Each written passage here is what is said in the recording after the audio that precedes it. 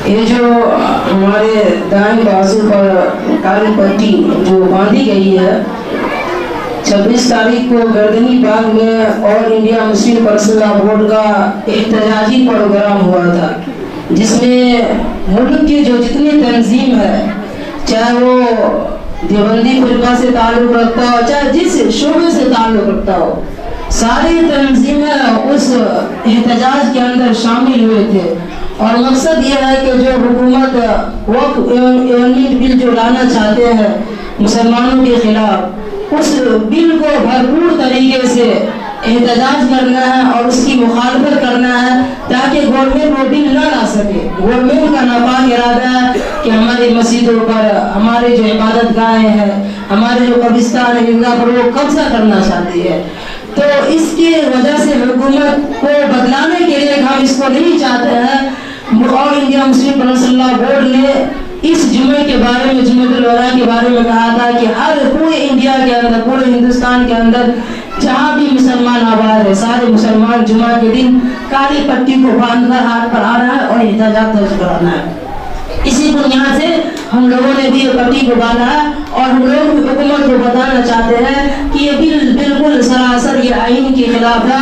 आप इस बिल को मुसलमानों के खिलाफ न लाएं और इस बिल को आप मुस्तरद कर दें। देश भर के तमाम मुसलमानों ने आज अपने हाथों पर काली पट्टी बांधकर जुमा की नमाज अदा की और वही वक्फ बिल संशोधन को लेकर के विरोध प्रदर्शन किया। दिल्ली के जंतर मंतर से लेकर पटना के गर्दनी बाग तक की तस्वीरें आपको दिखाएंगे, लेकिन फिलहाल ये तस्वीरें आपको मधुबनी जिला के बाबूबड़ी प्रखंड अंतर्गत कुल्हड़िया पंचायत के वार्ड नंबर 9 की जामा मस्जिद की हैं, जहां पर तमाम गांव वालों ने मिलकर अपने बाजू में काली पट्टी बांधकर वक्फ बिल संशोधन का विरोध जताया है। वही सरकार को चेतावनी भी जताई है। जिस तरीके से वक्फ बिल संशोधन को लेकर के बातें चल रही है, उलमाए हिंद के एक आदेश पर तमाम मुसलमान जो है, हिंदुस्तान के मुसलमान लब्बाइक कहते हुए उनके आदेश का पालन करते हुए सरकार को दिखा दिया है कि हम उलमाए दीन की कितनी बातों को मानते हैं और कितना खिदमतगार हैं। वक्फ बिल संशोधन को सरकार को वापस लेनी ही पड़ेगी, जिस तरीके से देश के मुसलमानों ने अपनी आपत्ति जताई है। ये तस्वीरें आप सीधी तौर पर जामा मस्जिद कुल्हड़िया के जानिब से देख रहे हैं, जहां पर तमाम गांव वालों ने इनका विरोध किया है। वही वक्फ बिल संशोधन को लेकर के तमाम खबरें चल रही है और जिस तरीके से मुस्लिम पर्सनल लॉ बोर्ड ने आदेश दिया था, उस आदेश को लब्बाइक कहते हुए तमाम अहले इस्लाम ने उस पर खरा उतरा है और अपने बाजू में काली पट्टी बांधकर विरोध प्रदर्शन किया है, विरोध जताया है और इस कानून को काला कानून बताया है। मुस्लिमों की बड़ी संस्थान all India Muslim personal law board की रमज़ान के आखिरी जुमे की नमाज में काली पट्टी बांधने की अपील की है। बोर्ड की ओर से देश के सारे मुसलमानों से कहा गया है कि वे वक्फ बिल के विरोध में काली पट्टी बांधकर नमाज पढ़ें।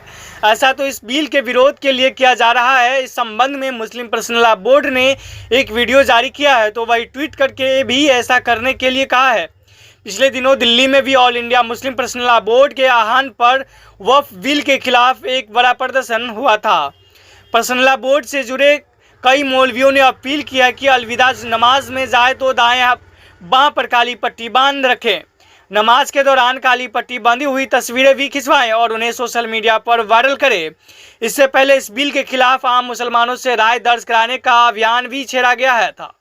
बोर्ड के अध्यक्ष मौलाना खालिद सैफुल्लाह रहमानी की ओर से एक लेटर भी इस संबंध में जारी हुआ है। उन्होंने कहा है कि जंतर मंतर और पटना में हुए मुसलमानों के जोरदार धरने में से भाजपा की सहयोगी पार्टियों में हलचल मची हुई है।